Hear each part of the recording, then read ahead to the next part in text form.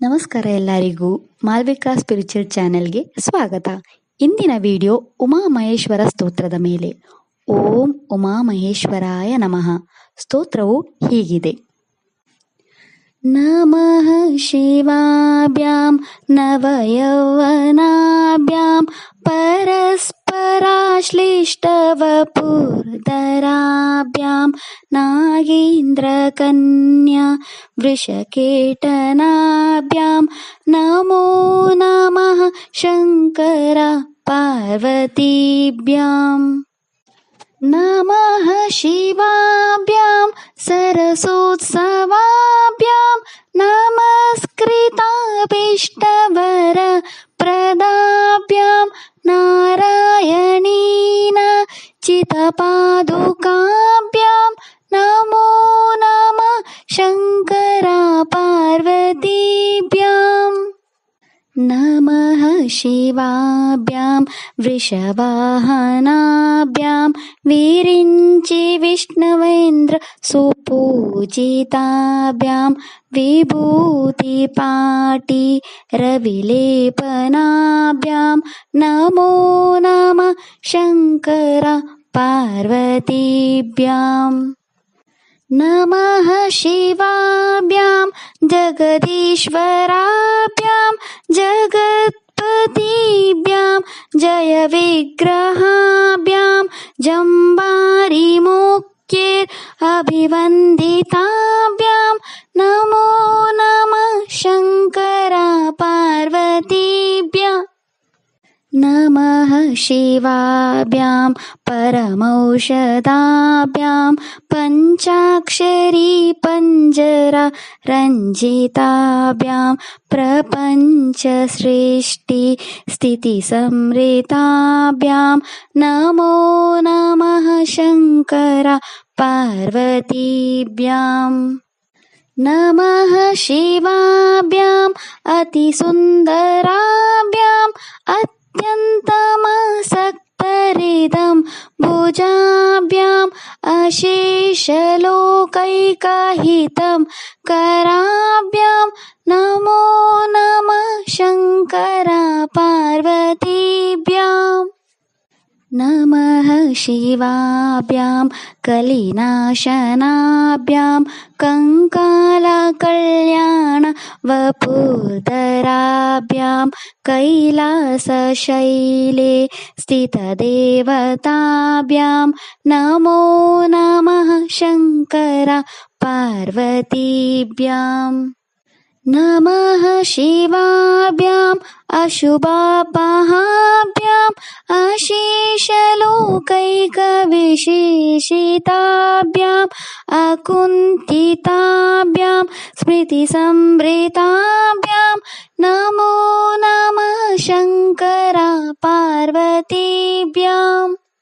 ನಮಃ ಶಿವಾಭ್ಯಾಂ ರಥವಾಹನಾಭ್ಯಾಂ ರವೀಂದುವೈಶ್ವನಾರ ಲೋಚನಾಭ್ಯಾಂ ರಾಕಶಶಂಕಾಭ ಮುಖ ಅಂಬುಜಾಭ್ಯಾಂ ನಮೋ ನಮಃ ಶಂಕರ ಪಾರ್ವತೀಭ್ಯಾಂ.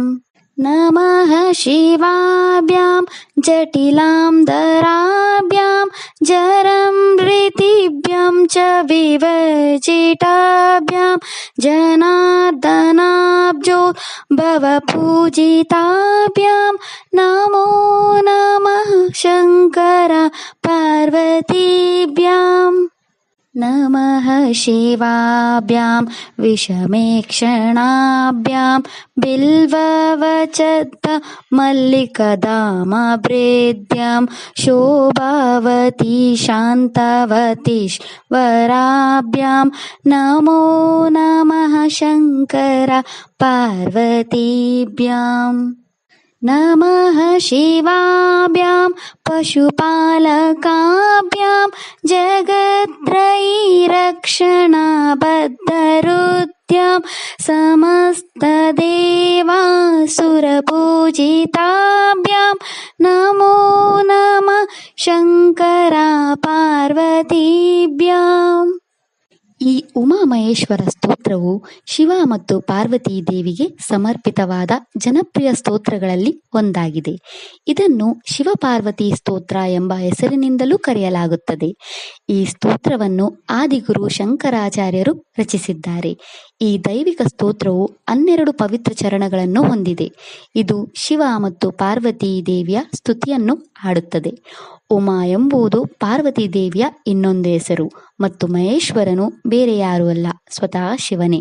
ಈ ದೈವಿಕ ಸ್ತೋತ್ರದ ಸಾಹಿತ್ಯವು ದಯಪಾಲಿಸುವ ಸ್ವಭಾವ ಮತ್ತು ದೈವಿಕ ದಂಪತಿಗಳಾದ ಉಮಾಮಹೇಶ್ವರರವರ ಸಂಬಂಧವನ್ನು ವಿವರಿಸುವ ಆಳವಾದ ಅರ್ಥವನ್ನು ಹೊಂದಿದೆ. ಉಮಾಮಹೇಶ್ವರ ಸ್ತೋತ್ರದ ಸಾಹಿತ್ಯದ ಎಲ್ಲ ಚರಣಗಳು ನಮಃ ಶಿವಾಭ್ಯಂ ಎಂಬ ಪದದಿಂದ ಪ್ರಾರಂಭವಾಗುತ್ತದೆ. ಇದು ಮಹಾನ್ ಭಗವಾನ್ ಶಿವ ಮತ್ತು ಪಾರ್ವತಿ ದೇವಿಯನ್ನು ವಿವಿಧ ರೀತಿಯಲ್ಲಿ ಸ್ತುತಿಸುತ್ತದೆ.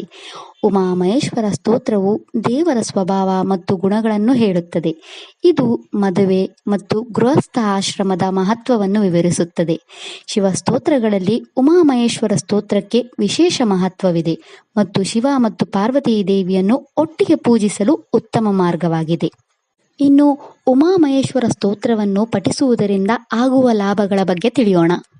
ಸ್ತೋತ್ರದ ಫಲಶ್ರುತಿಯ ಪ್ರಕಾರ ಮುಂಚಾನೆ, ಮಧ್ಯಾಹ್ನ ಮತ್ತು ಮುಸ್ಸಂಜೆಯಲ್ಲಿ ಈ ಸ್ತೋತ್ರವನ್ನು ಪಠಿಸುವ ಭಕ್ತನು 100 ವರ್ಷಗಳ ಕಾಲ ಸಕಲ ಭಾಗ್ಯಗಳೊಂದಿಗೆ ಜೀವನ ನಡೆಸಿ ನಂತರ ಶಿವನ ಲೋಕವನ್ನು ಪಡೆಯುತ್ತಾನೆ.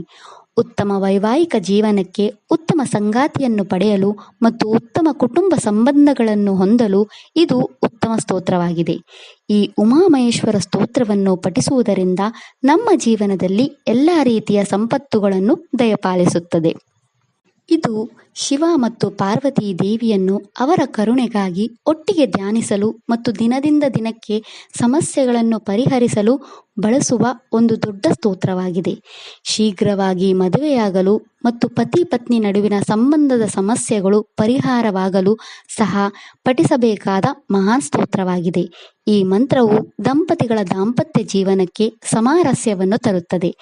ಇದು ಎಲ್ಲ ರೀತಿಯ ದುಷ್ಟಶಕ್ತಿಗಳಿಂದ ಮದುವೆಯನ್ನು ಉಳಿಸುತ್ತದೆ ಮತ್ತು ದಂಪತಿಗಳ ನಡುವಿನ ಎಲ್ಲ ರೀತಿಯ ಭಿನ್ನಾಭಿಪ್ರಾಯಗಳನ್ನು ಮತ್ತು ಮದುವೆಯಲ್ಲಿನ ಅಡೆತಡೆಗಳನ್ನು ನಿವಾರಿಸುತ್ತದೆ.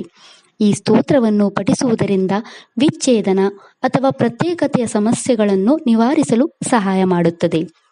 ಉಮಾಮಹೇಶ್ವರ ದಂಪತಿಗಳ ಆಶೀರ್ವಾದದಿಂದ ಆರೋಗ್ಯ, ಸಂಪತ್ತು ಮತ್ತು ಸಮೃದ್ಧಿ ದೊರೆಯುತ್ತದೆ. ಉಮಾಮಹೇಶ್ವರ ಸ್ತೋತ್ರವನ್ನು ಪಠಿಸುವ ಯಾವುದೇ ದಂಪತಿಗಳು ಶಾಶ್ವತ ಮತ್ತು ಸಂತೋಷದಿಂದ ತುಂಬಿದ ವೈವಾಹಿಕ ಜೀವನವನ್ನು ಆಶೀರ್ವಾದಿಸುತ್ತಾರೆ ಎಂದು ದೇವಿ ಪುರಾಣ ಹೇಳುತ್ತದೆ. ಇದಿಷ್ಟು ಉಮಾಮಹೇಶ್ವರ ಸ್ತೋತ್ರದ ಬಗ್ಗೆ. ಓಂ ಪಾರ್ವತಿ ಪರಮೇಶ್ವರಾಯ ನಮಃ. ಈ ವಿಡಿಯೋ ಇಷ್ಟ ಆದರೆ ಲೈಕ್ ಮಾಡಿ, ಫ್ಯಾಮಿಲಿ ಆ್ಯಂಡ್ ಫ್ರೆಂಡ್ಸ್ ಅವರಿಗೆ ಶೇರ್ ಮಾಡಿ ಮತ್ತು ಚಾನೆಲ್ ಸಪೋರ್ಟ್ ಮಾಡೋಕ್ಕೆ ಸಬ್ಸ್ಕ್ರೈಬ್ ಮಾಡಿ. ಧನ್ಯವಾದಗಳು.